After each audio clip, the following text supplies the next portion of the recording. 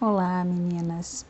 Eu fiquei de deixar para vocês um videozinho falando sobre o nosso estágio, né? Sobre o estágio 1. Então, vejam só.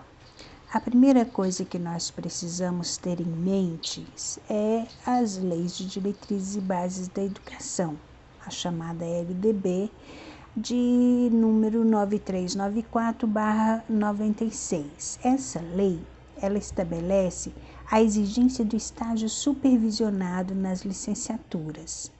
E no artigo 1º da Lei 11.788, de 2008, dispõe sobre o estágio de estudantes, compreende como o ato educativo escolar supervisionado, desenvolvido no ambiente de trabalho, o qual visa a preparação para o trabalho produtivo de educandos que estejam frequentando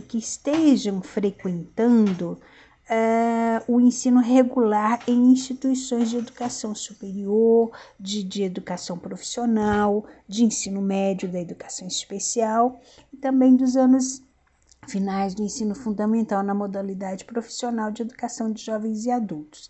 Então, o estágio é um momento de fundamental importância na formação profissional, em que os acadêmicos têm a oportunidade de aperfeiçoar seus conhecimentos entre teoria e prática e compartilhar experiências entre os acadêmicos. Então, como vocês percebem, antes de 2008, não era ainda estabelecido essa lei e dessa forma os nossos estudantes, eles não tinham a prática de ir para as escolas e aí era muito mais difícil de conseguir um emprego, de conseguir uma colocação. Por quê? O profissional, ele tinha toda uma experiência teórica, mas ele não sabia como que as coisas aconteciam de fato lá no chão da escola, tá? E aí, às vezes, o choque era muito grande, porque a diferença é assim, assustadora, né? Muitas pessoas chegavam a falar assim, nada do que eu aprendi na faculdade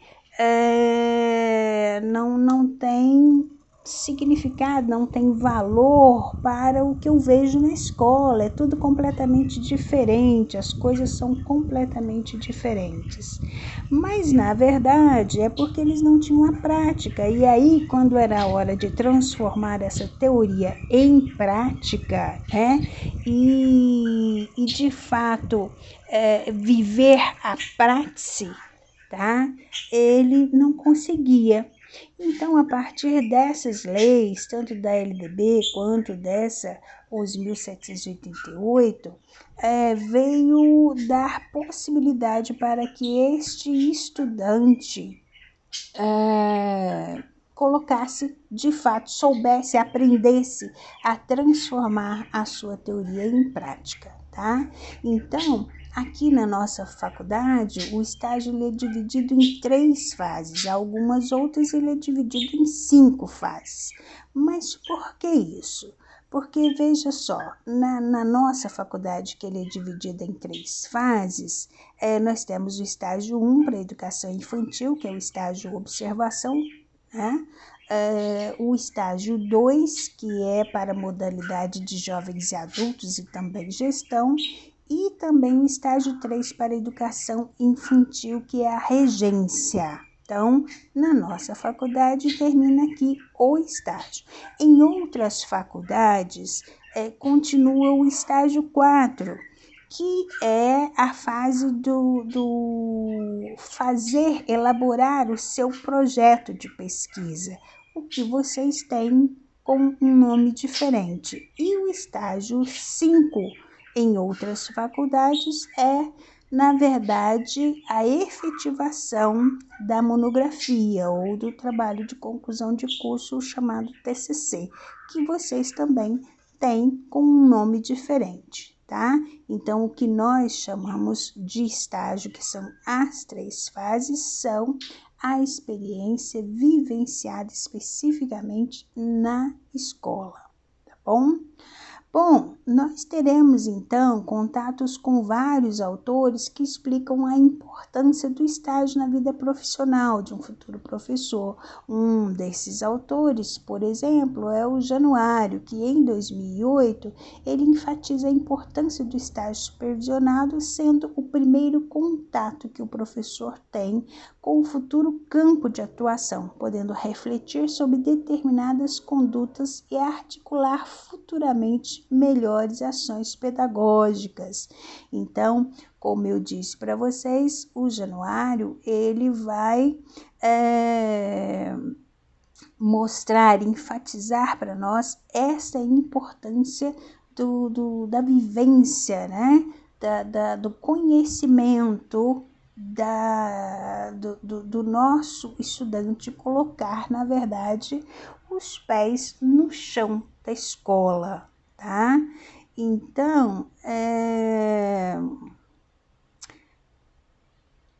Januário, ele vai destacar aí esta importância. Então, este é apenas um dos autores, tá? Mas nós vamos trabalhar também com vários outros, como, por exemplo, Vera Maria Nigro de Souza, Laurinda, também, que vai falar especificamente sobre a educação infantil, o cenário que se constitui a cada dia.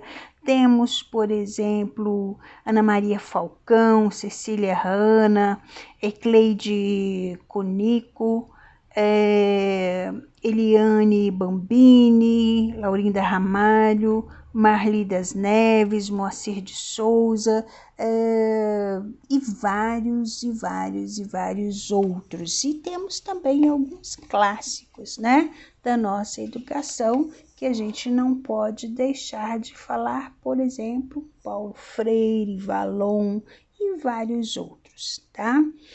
Bom, vocês então vão precisar de fazer um relatório desse estágio, tá? Este relatório, ele tem a intenção de documentar aqui, né? São relatos da sua experiência no decorrer do período em que você vivenciou na prática tudo que tem aprendido na teoria. Então, o que visa esse relatório? Apresentar a conduta dos educandos na sala de aula, o domínio com as matérias, a metodologia, cooperação juntamente ao professor e o ensino de aprendizagem dos alunos, tudo de forma observadora. Então, é um estágio de observação.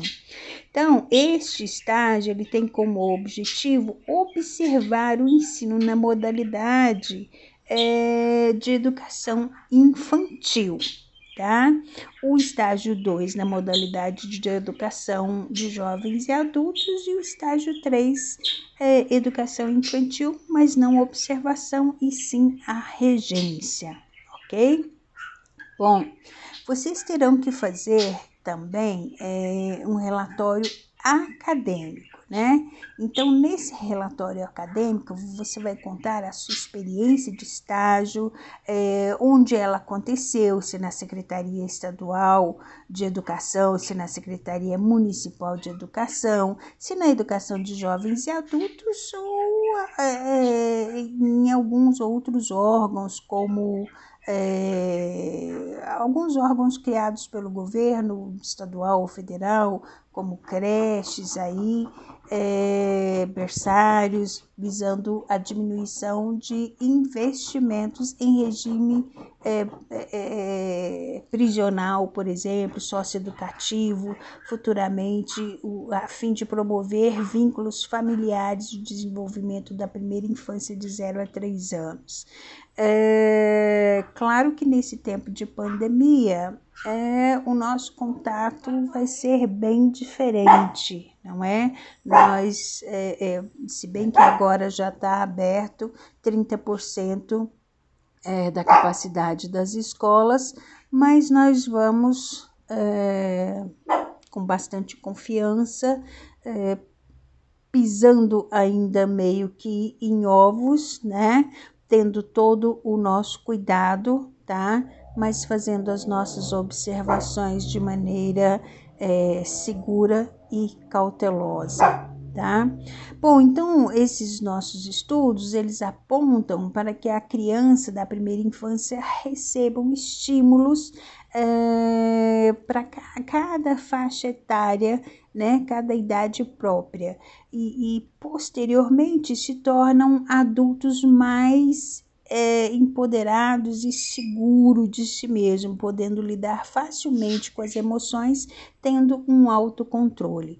Então, é para isso, né? Este é um dos grandes objetivos da educação infantil, conduzir essa criança a uma segurança para que seja um adulto onde possa viver uma socialização de forma adequada. Então, o público-alvo do programa, onde você está atuando, onde você está trabalhando aí o seu estágio. Então, que tipo de público é para a educação infantil, para a educação de jovens e adultos? Como é que está sendo essa sua observação? Tá? Então, você vai contar da sua participação na observação, em que dias que ela aconteceu, você vai descrever cada uma das suas observações, como era o professor que estava ministrando essa aula, o traje, a postura, a dicção, a proposta de afetividade entre professor e aluno. Tá? O tema da aula trabalhado, a metodologia didática, o tempo usado para prender a atenção do estudante. Então, quando eu falo de tempo, por exemplo, uma aula que teria, digamos, 45 minutos, quanto tempo ela foi usada de fato para prender a atenção do aluno? Você tem certeza que em 45 minutos ele não vai, essa atenção não vai estar o tempo inteiro ali voltado para a aula, igual a aula de vocês, por exemplo, que é uma aula de aproximadamente 3 horas. Quanto tempo que você consegue? Você consegue ficar, por exemplo, as 3 horas sentadas aí no computador, observando o seu professor falando, né? Então, existe um momento de interação, existe um momento de reflexão, existe um momento de leitura. Você precisa de estar atento, observando cada um desses momentos que são aproveitados por este professor, tá? Então, os relatórios também você tem que colocar nele os relatos das suas colegas, tá?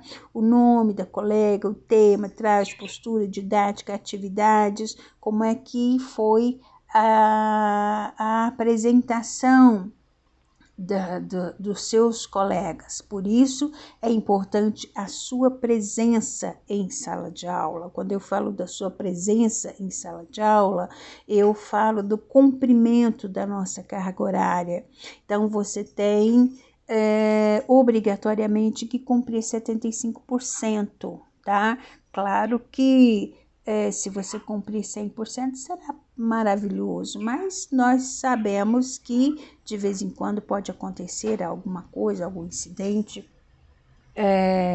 e você precisar de faltar. Então, você fica tranquilo, porque você tem que estar atento se você está dentro desses 75% de frequência, tá? E qualquer coisa também a gente está aberto à comunicação.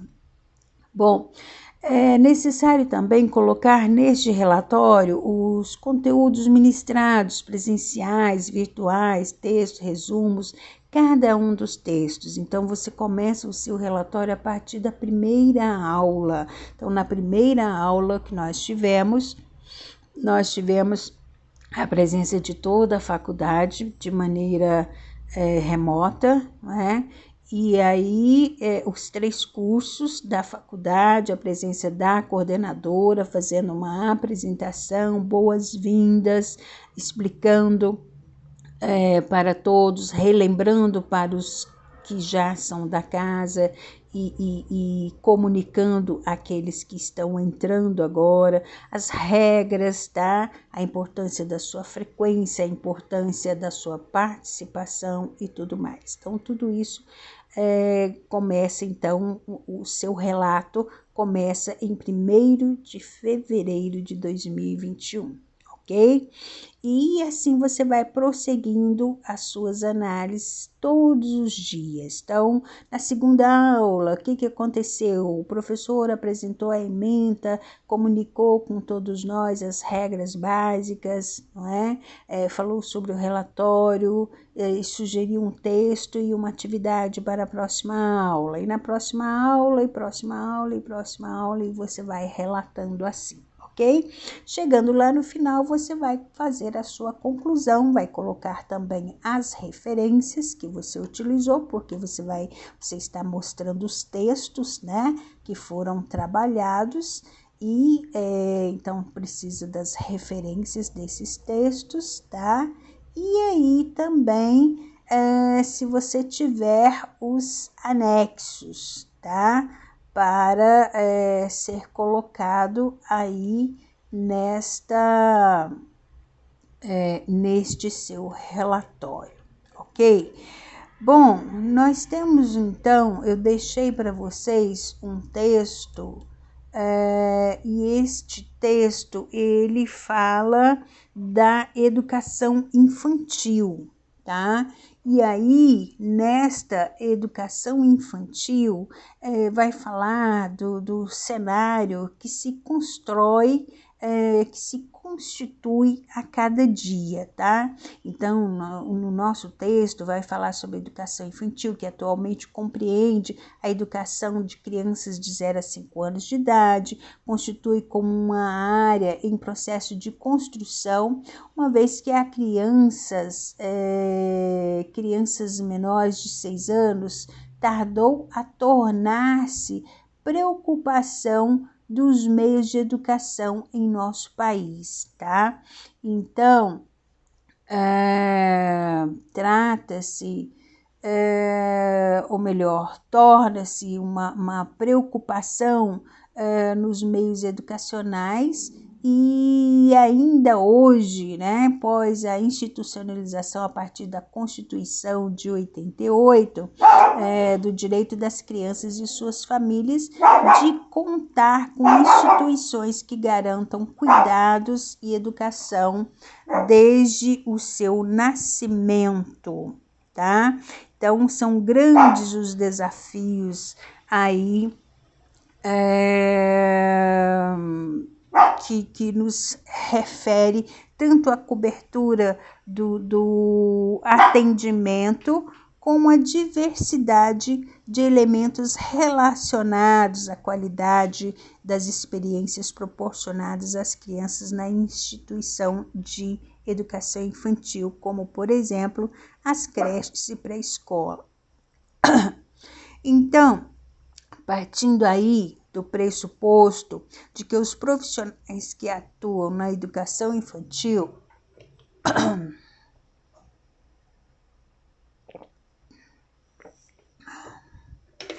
passaram ou até mesmo passam por mudanças importantes em seu papel pedagógico, mudanças que resultaram de transformações significativas ocorridas na legislação brasileira nas últimas décadas, especificamente a partir da Constituição Federal de 88. E conforme nós citamos, né, no início, a LDB, passando também pelo Estatuto da Criança e do Adolescente em 1990. Esse estatuto assegura à criança e ao adolescente o direito à educação, visando ao pleno desenvolvimento de sua pessoa e o acesso aos bens culturais por meio da creche, tá? Da creche, da pré-escola e da escola de ensino fundamental e médio também. Bom, é importante a gente ressaltar, então, a Lei de Diretrizes e Bases de 96, tá? Aquela que nós falamos no início, 9394, onde ela diz que um dos documentos mais importantes no processo de ascensão à educação infantil, porque ela atesta que esta é a primeira etapa da educação básica e tem como finalidade o desenvolvimento integral da criança até os 5 anos de idade, em seus aspectos físicos, psicológicos, social e até mesmo intelectual, complementando que a educação infantil deve ser oferecida em creches para crianças de 0 a 3 anos de idade e em pré-escolas de 4 e 5 anos de idade. Lembrando também a elaboração dos referenciais curriculares nacionais para a educação infantil de 98 e que aconteceram agora uma revisão, né, a BNCC, que já está sendo vigorada agora, compostos por documentos condensados em 3 volumes de publicação, tá? Então, esses integram aí os parâmetros curriculares nacionais e têm como finalidade auxiliar os professores, os coordenadores pedagógicos e até mesmo os demais atores, tá, que fazem parte do segmento da educação infantil, porque numa escola não é só educador, o professor, mas todos aqueles que participam aí dessa trajetória, tá? De ensino a essas crianças, ok? Então, nessa fase transitória pela qual passam as creches, pré-escolas em nosso país, integrados e incorporados a atividades educativas, aos cuidados essenciais administrados também à criança pequena, tá? Então, um ano depois, em 99 especificamente, a Instituição de Diretrizes Curriculares Nacionais para a Educação Infantil passou a nortear a organização e também a articulação e desenvolvimento e avaliação das propostas pedagógicas instituídas nas creches e pré-escolas, de acordo com os princípios, fundamentos e procedimentos da educação básica.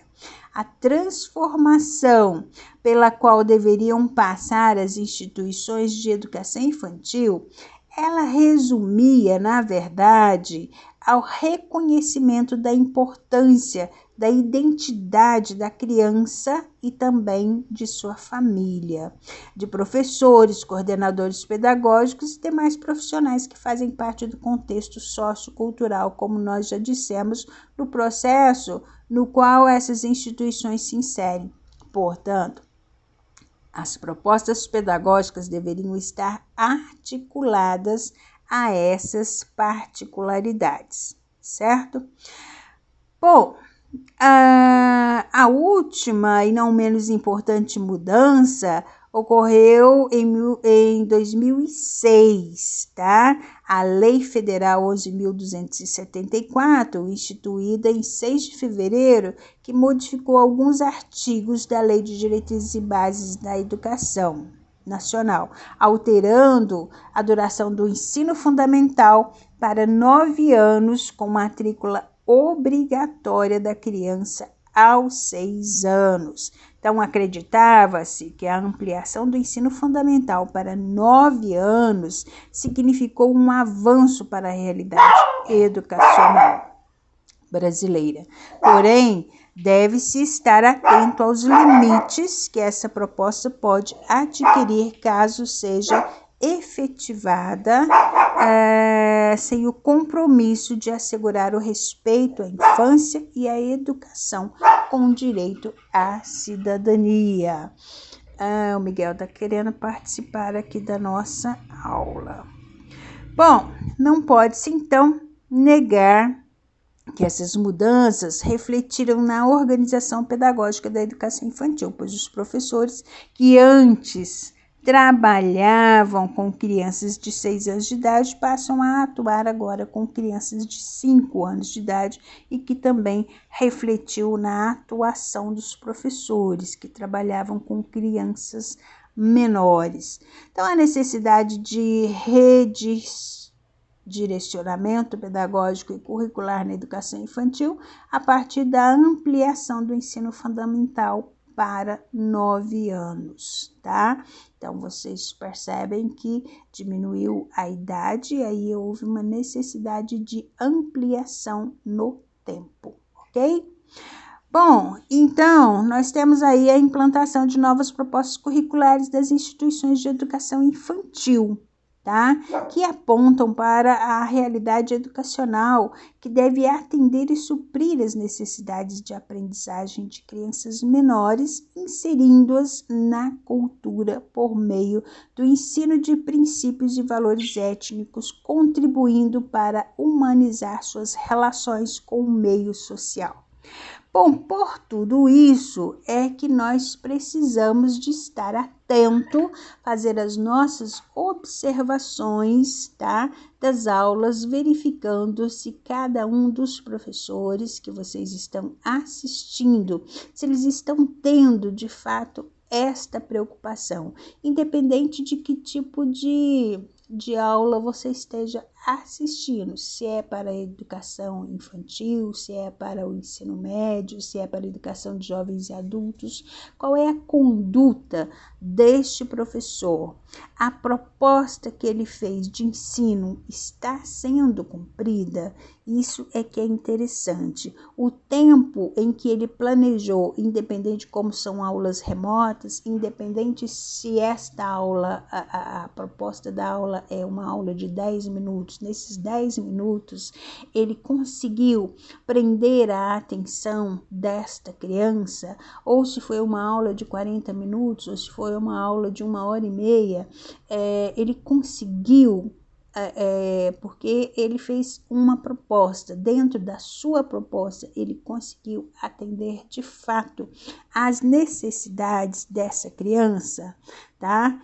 Então, todas essas transformações acabam por levar o coordenador pedagógico, né, que é a função em que vocês estão sendo formados, que atuam, que vão atuar neste segmento educacional, a buscar subsídios para se adaptar a essas especialidades, tá?